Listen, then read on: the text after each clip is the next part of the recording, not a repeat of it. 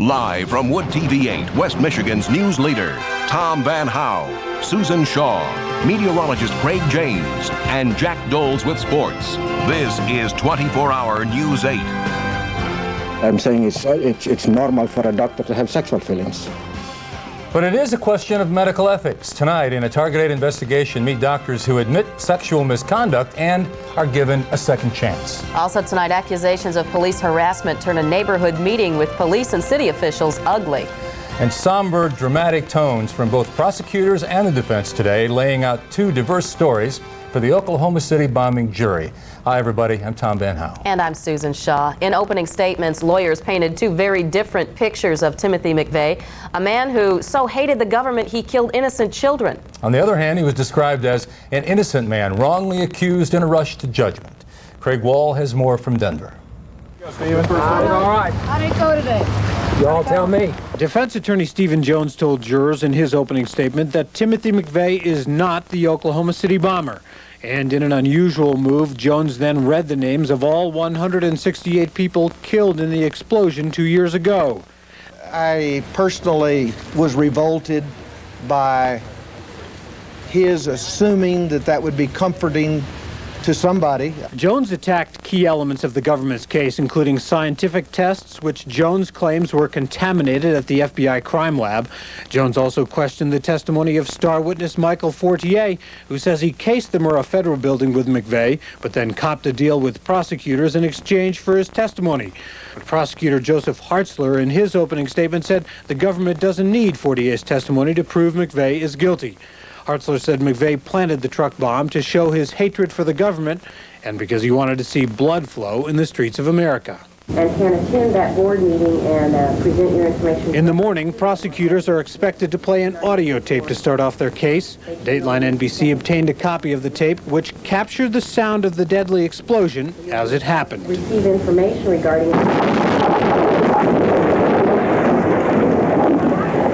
The dramatic audio is part of the government's strategy to start off its case on an emotional note and then move to the evidence which prosecutors say will prove McVeigh as guilty beyond a reasonable doubt. Craig Wall, NBC News, Denver. A 25-year-old man lays in a hospital bed tonight after he says he was beaten by Muskegon police. Scotty Waller is at Hackley Hospital and says he was beaten with billy clubs and closed fists for 25 minutes by several police officers. An incident report says early Tuesday morning, Waller was stopped for stolen vehicle plates. Police gave him several commands to get out of the car. Instead, police say Waller and two friends took off in the car from a parking lot, dragging a police officer. The report says Waller was finally subdued with pepper spray and handcuffed. Then Waller says he remembers begging for his life. Please stop. I can't breathe. I can't see. Muskegon County Prosecutor Tony Tagg says his office, along with the Michigan State Police, will investigate the allegations. In Grand Rapids tonight, they came together to meet with local officials to ask questions and voice concerns. But tonight's Southeast End's Neighborhood Association meeting was not your ordinary forum. Dawn Picken is in our newsroom now with that story. Dawn. The meeting began as a panel discussion with a theme, bridging agencies and the community. It soon turned into a shouting match about Grand Rapids police. The police don't let me get ahead in any way. Some came to vent frustrations, others just to listen. This Southeast End Neighborhood Association forum was a chance for residents to question local leaders, but it sparked a heated debate about city cops. We could be walking and police would just stop us and search us illegally. Chief William Hegarty says his department is doing what residents have asked. The people are telling us very emphatically, clean the neighborhood out. Another concern, neighborhood service centers. This man says he's watched drug deals outside the small police substations. Right in front of the building. Officers say residents should report what they see. Bernice Gresham agrees. If everybody do their share, then things would be better and it would be safer. But it takes all of us as one body doing in our community. You can't just lay it off on the police. Kent County Commissioner Paul Mayhew also attended tonight's meeting. He says a citizen appeals board designed to hear complaints against police lacks real power.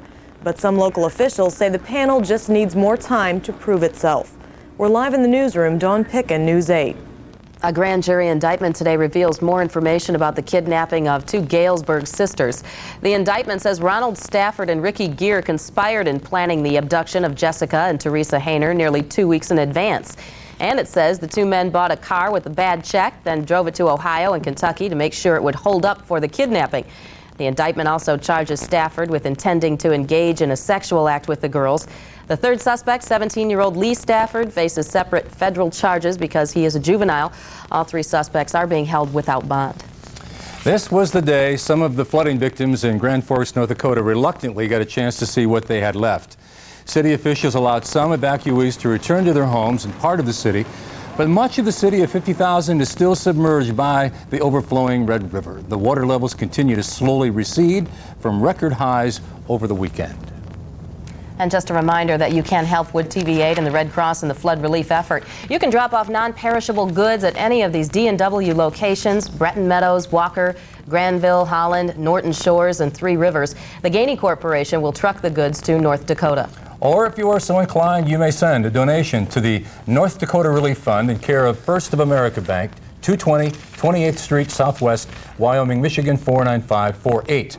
Make sure your check is payable to the American Red Cross Disaster Relief Fund. And the big question tonight is more sunshine on the way. Craig James joins us now with a first look at the weather. Hi, Craig. Yes, in fact, even more than we have had the past couple of days. Today is kind of a carbon copy of yesterday with a few afternoon showers, but I think the next 2 days you're really going to like. So let's take a look at our highs today. Readings were near yesterday's readings and near the readings for this past week, in fact, between 55 and 59. Low temperatures this morning between 36 in Battle Creek and 43 at Muskegon. And at 11 o'clock this evening, under mostly cloudy skies still in Grand Rapids, the temperature is at 45. Our dew point at 39, relative humidity 79%. Barometer right at 30 inches even and going up. High pressure is beginning to build into the area, and I think that's going to change the pattern a little bit for the best. Winds are out of the north at 8, and just a trace of rain at Kent County Airport, but we've had 0.06 of an inch of rainfall in downtown Grand Rapids today. And as we put this radar picture into motion, look at all the showers that developed away from the lakes over in Wisconsin and in lower Michigan during the day. These are really falling apart, and in fact, there's much less activity out there now that's even showing up on the radar. Most all of that's aloft. We'll go clear and dry here during the night tonight, or at least partly cloudy a little bit later on, and dry. This morning, there were clouds out over southern Lake Michigan. As we put this satellite picture into motion, you can see how all the clouds developed here on the Wisconsin and Michigan side of the lakes. The lakes were nice and clear and sunny all day long, and I think we'll have more sunshine inland tomorrow, and certainly for Saturday, than we've had here the past 2 days. But the next storm is in the southwest, and boy, it has been a whopper as far as snowfall totals go. This area of Colorado, just northwest of Boulder, they have had 30 inches of snow from this storm since yesterday evening, about a foot in the Colorado Springs area, and it's still snowing there. Will probably snow through tomorrow since its low is not going to move very much by tomorrow evening, pretty much where it is now. More severe thunderstorms in Texas, more snow in the Colorado Rockies, and it's beginning to look more and more as if the majority of this precipitation is going to stay south of us. We may get a few light rain showers from this cold front late Sunday, Sunday night, and into early Monday, but probably not much more than that. So let's take a look at the details of my forecast. For this night, it'll become partly cloudy. Rain's just about over. Low temperatures down into the 30s again, and the winds will be out of the north and northeast. The outlook for tomorrow, mostly sunny and mild. It'll probably go partly cloudy for a while during the day, but not as much cloud cover as today, and I don't think we'll see any rain. Highs mid-50s at the lake, around 60 to 62 inland, and northwesterly breezes out on Lake Michigan tomorrow at 8 to 16 knots, waves 1 to 2 feet. So the 5-day outlook, I think you're going to like Friday and Saturday. They look very nice. Saturday's temperatures inland up into the mid-60s. Sunday clouds will come in, maybe a few showers late, a few showers on Monday, and the European computer model was wrong. By golly, we can declare it. Tuesday looks okay, no snow. We've been a little suspicious of that model anyway. Yeah, that's right. True. Thanks, Craig. Well, visiting your doctor, you can be very vulnerable. And how many doctors are taking advantage of that vulnerability, engaging in sexual misconduct with their patients? Targeted investigator Susan Samples looks into the question of medical ethics. Also ahead, a scare over possible deadly germs forces the evacuation of part of downtown Washington. Hear what happened when your 24-hour News 8 continues. What do you do with kids who like to run free? Tomorrow on 24-hour News 8 at 5. So your child likes to run around without clothes. Is it something to be concerned about, or is it just a phase? We'll get to the bottom of it in Lifestyles. Then, And when you see the new movie Volcano, you're going to see a familiar face. It's been on West Michigan television in the past. Who is it? We'll show you. Tomorrow at 5 on 24-Hour News 8. First, Best Live. This portion of News 8 is brought to you by Harvey Cadillac. When you go to a doctor, you expect complete professionalism. You trust that your physician is concerned solely with your health. But tonight, a special report on doctors who've taken advantage of that trust, who've admitted sexual misconduct and are still practicing today. Target 8 investigator Susan Samples joins us with more on the story. Susan. Sue and Tom, the Muskegon psychiatrist recently accused of having sex with a patient had actually faced the state medical board before for sexual misconduct. Tonight, a question of medical ethics. Should doctors who take advantage of their position, their patients, be given a second chance? There are allegations that he was prescribing medications in exchange for sex. Am I under arrest? Not yet. He has an extensive background of problems with the state. We are concerned about his use of his authority position. People don't want to believe that someone in that position could take advantage. No, I mean these guys. A Muskegon psychiatrist accused of having sex with a patient described as severely mentally ill, and then caught on tape trying to cover it up when one of the patient's relatives confronted and secretly recorded him. Whatever it is you want me to do to get her forgiveness, I'll do it. But I can't go to the state again and lose my license. Any comments? He eventually did. The state medical board had already suspended Dr. James Dahlman's license once before for inappropriate physical contact with patients. This time, the board revoked his license. But even that's not final. In 3 years, Dahlman can reapply. He's a young man, and if he does get some good treatment and someone comes forward and says he really recognized that he was having a problem for this time, maybe there's some other thing happening in his personal life. I don't know. His defense here was not one of mitigation. It was that I did not do it. If a doctor admits to having sex with a patient, says he made a mistake and is seeking therapy, he has a much better chance of getting his license back. That's because the state medical board is often inclined to give a doctor another chance if he admits he made a mistake, regardless of how severe the alleged misconduct may seem. I don't think that any woman should really have to go through anything like this. This woman's ordeal began in the small town of Lakeview in the office of Dr. Scott Coble. Coble delivered her child, knew her own childhood included sexual abuse. You know, he said, just, trust me, I'm your doctor, and this is called hug therapy. That therapy, their sexual relationship. It began when the woman asked Coble for advice on how to lose weight. She says he suggested they diet together and meet weekly at a local hospital, meetings that quickly turned sexual. The woman soon broke off the sexual relationship, but not the doctor-patient one. Not until another incident. She told state investigators it happened on the exam table. I was in stirrups, and before I realized it, the doctor was standing there penetrating me. Today, Dr. Coble is running a family practice and birthing clinic in Lakeview, rebuilding his life after losing his license for nearly 2 years. Coble admits having sex with his patient, but says he viewed it as an affair between 2 consenting adults. But after being suspended and undergoing therapy, he told the state medical board he realized he was wrong. Psychologists, colleagues, and friends testified he was a changed man. Coble refused an interview for this story, but spoke of his troubles at a 1994 Christian medical conference. I have a hard time using the word addict. Essentially, I have some sexual addictive tendencies, certainly, if not an outright addict. However, I do feel I can go back to the practice of medicine and still deliver babies. But Coble's former patient isn't so sure. There shouldn't be a temptation there in front of him to protect himself as well as his female patients. I think we got to give people another chance. Dr. Don Kuiper is a former member of the state medical board. Current members don't give interviews. Kuiper says while some violations lead to immediate license revocation, sexual misconduct is not necessarily one of them. Do you ban this person for life from ever going back to their profession? I think not. I think there is some place for rehabilitation, for letting people come back after they've proven that they're safe. Suspended doctors must prove that at a reinstatement hearing. But whether they get their license back can depend on more than just their actions. Consider the case of Dr. Sinfarosa Padilla. He's one of a few physicians serving low-income patients in the tiny town of Hart. The board suspended him for 3 months in 1991 after 9 women accused him of prolonging breast and pelvic exams. The board reinstated him after his patients said they had nowhere else to go for medical care. We spoke with Padilla about the misconduct claims. He admits sometimes he is sexually attracted to patients and did tell at least one of them sexual jokes, but he says he's never made any sexual advances. In making the sexual jokes or prolonging the breast exam, that's not out of line. I don't see what's out of line there. You couldn't help it. Is having feelings out of line? We showed the interview to Dr. Kuiper. I'd be worried about him.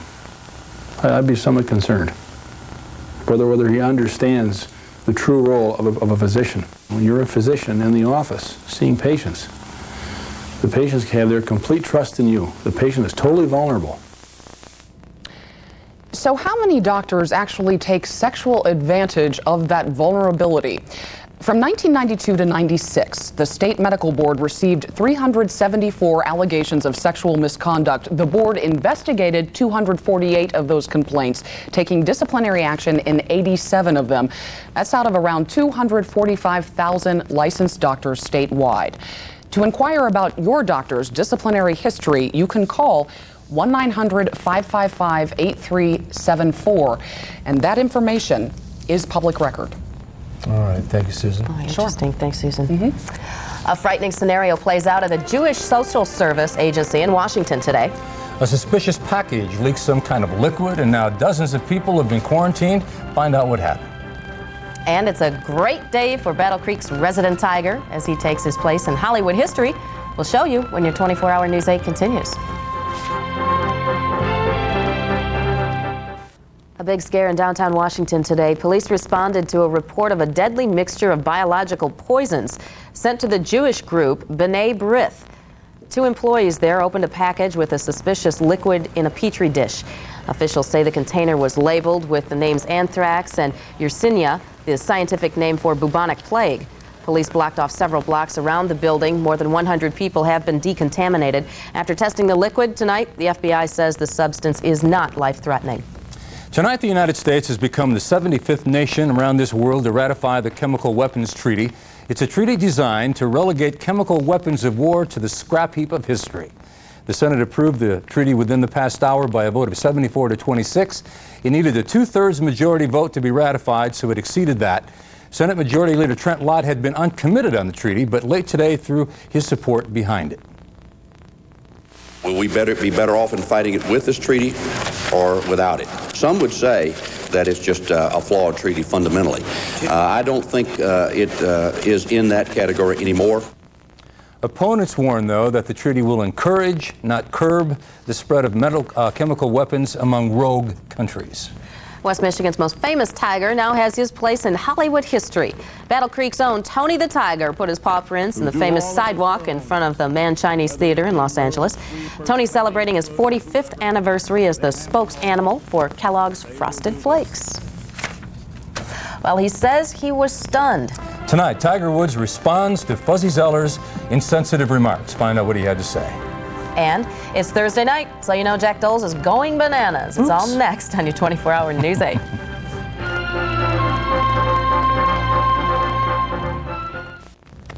So there's been some resolution on the matter between Tiger and Fuzzy. At least between Tiger and Fuzzy. Now it's going to be a while before the fans figure out what they want to do with this. Tiger Woods says it is time to forgive and forget.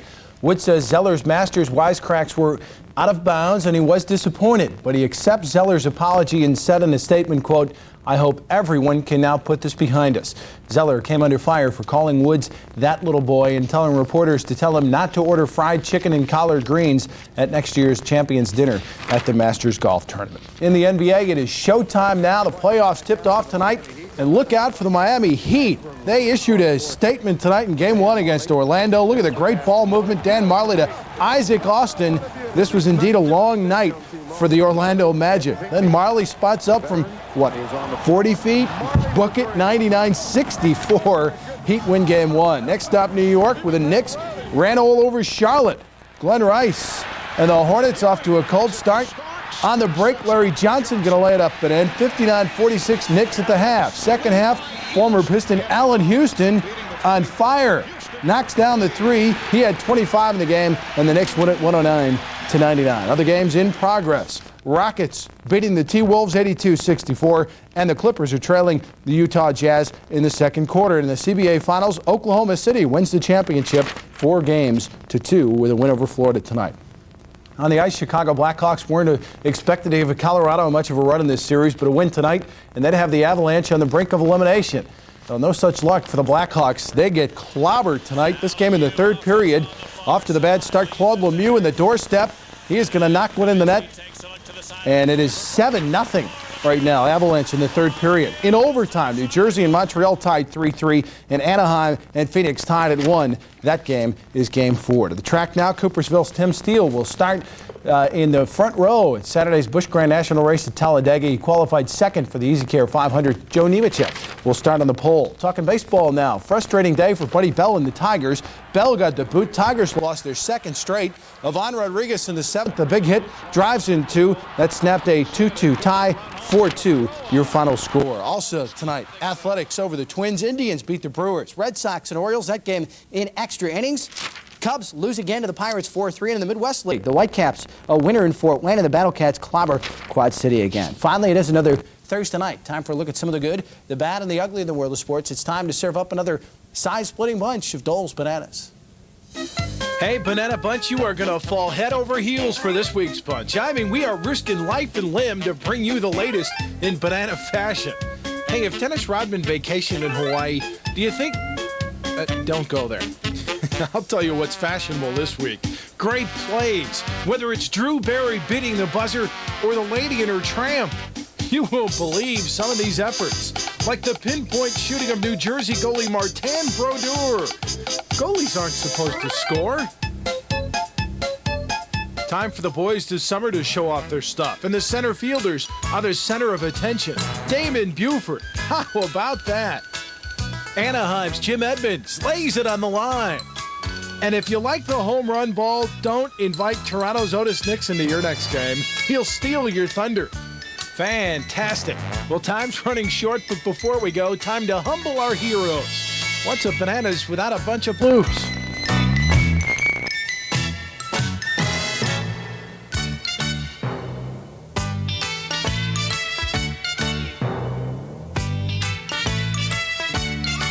That is something I can do. Oh, it's beautiful. Thanks, Jack. We'll be right back. One more look at the weather for us tonight. Sure. And it's going to be a good-looking weather pattern for at least 2 days, tomorrow and Saturday. We'll see some clouds coming in Sunday with maybe some showers late Sunday and a few showers on Monday. Looks now like not a whole lot of rain, and then drying out again for Tuesday. Warming right up. Okay. Yeah. Thanks, Thank you, Craig. From our Nightcap File, when you boast of having one of the best athletic departments in the United States, you've got to be careful. U of M is having problems of late, and they haven't gone unnoticed in the national press. Here's what the Chicago Tribune said today, as a matter of fact. 2 Michigan football players face disciplinary action after firefighters found a beer keg in their dorm room. The keg was sitting there, a clear violation of campus rules. Just guessing now, but the only reason the football players had to party in their dorm was because the Michigan basketball players had the keys to the cars. Ouch. Whoops. Tribune said it, not us. Right. We're just relaying it. Well, thanks for joining us tonight. See you tomorrow. See you later.